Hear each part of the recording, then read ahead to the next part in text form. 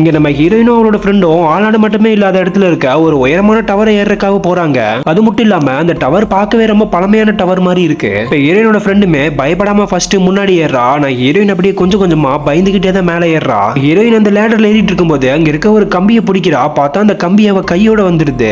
ஆனாலும் அவன் நிக்காம மறுபடியும் மேல ஏறிட்டே தான் இருக்கா. இவங்க ரெண்டு பேரும் ஒரு இடத்துல தண்ணி குடிக்க நிக்கும் போது ஹீரோயினுமே அவன் ஃப்ரெண்டு கிட்ட போலாமான்னு கேக்குறா. நான் ஃப்ரெண்டு என்ன கொஞ்சம் தூரம் தான் மேல போலான்னு சொல்றா. சோ இப்ப எப்படியோ அவங்க ரெண்டு பேரும் அந்த டவரோட உச்சிக்கே வந்துடுறாங்க.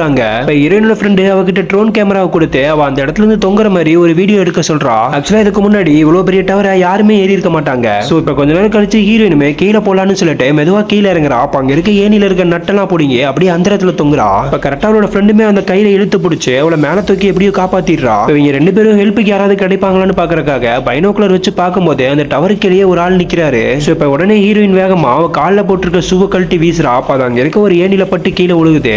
அவனுமே பக்கத்துல வந்து பார்த்துட்டு யாருமே இல்லைன்னு சொல்லிட்டு திரும்ப போயிடுறான். இந்த மூவியோட பாட்டு வேணா கீழே நெக்ஸ்ட்னு கமெண்ட் பண்ணிருங்க.